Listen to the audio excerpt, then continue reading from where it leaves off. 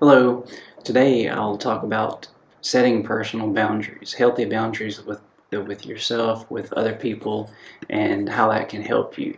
It's one of those things that's pertinent for us to be able to be in relationships and to do it in a healthy way.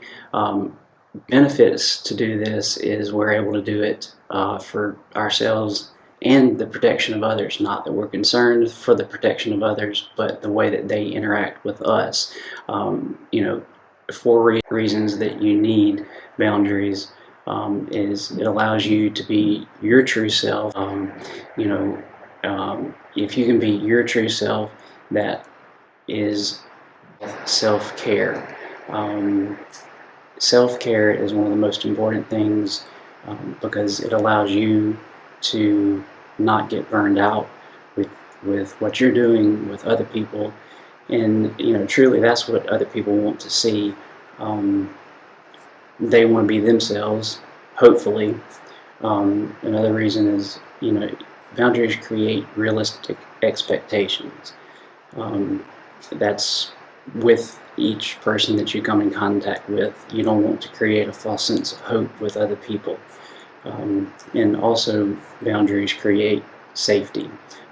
They provide physical safety for you, because if you're creating a false sense of self, then that doesn't give a false sense of the way that you are to somebody else, and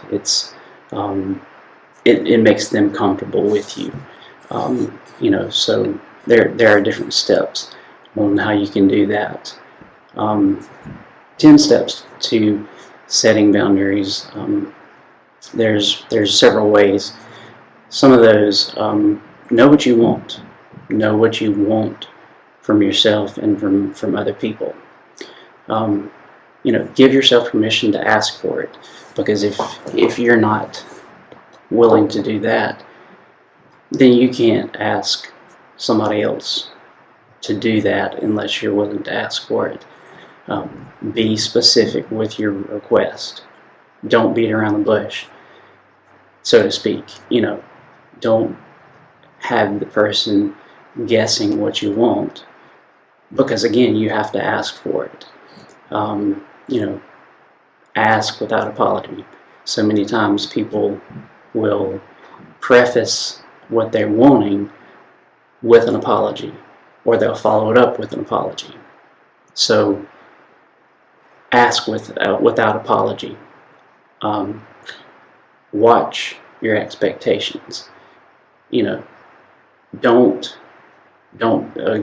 be apologetic for it, but then make sure that the person follows through with it. Don't take it personally. That's the thing that a lot of times we do. We take things personally, especially if the person doesn't, again, follow through with what they're with what you want them to do. If they don't, then we immediately take it personally. That's the whole thing with other people's their psychological baggage. If they don't do what you ask, then that's a representation of something that they're dealing with and why they didn't do it. Take responsibility for your own wants and needs. That's kind of self-explanatory. You have to be the one to take responsibility for that, because if you're waiting on someone else to do that, most likely you'll be waiting forever. Find a way to fulfill it yourself. Again, that kind of follows suit. You have to be the one to kind of create that path, or at least find the path that something is going to allow you to be able to get to that point. Let go of the end result. We can't go back and whatever has happened has happened.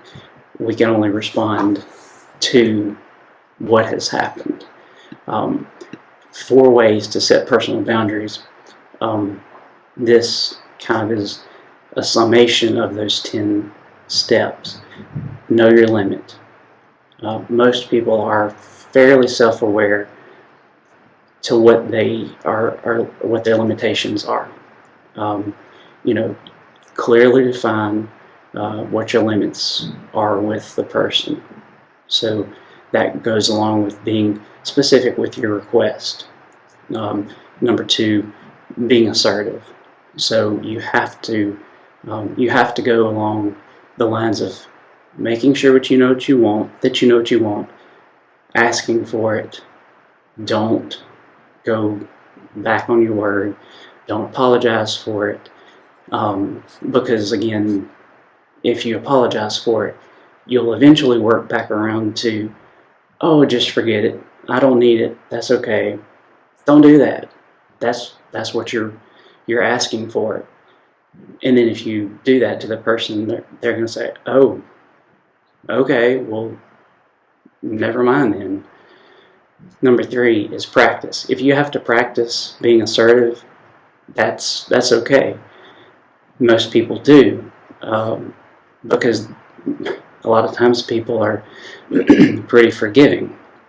So they're going to forego whatever they want or need, and then they end up not getting to the point of being able to easily go through a conversation in a relationship, either romantically or platonically, and they don't ever get to going on with ease. Being assertive. Number four, prepare to ignore. Don't be afraid to ignore someone who's actively crossing your boundary lines. If somebody repeatedly crosses your boundary lines, there's a reason for that. They're used to doing that with other people, and if they don't take the time to make sure that they don't do that with you, that's most likely a relationship that you need to question whether or not you need to be in that relationship with. If it's a relationship that you think that you have to be in, or that you really want to continue on with that person, you need to address that with them. And if they still don't honor that, that's very much an indication of their wish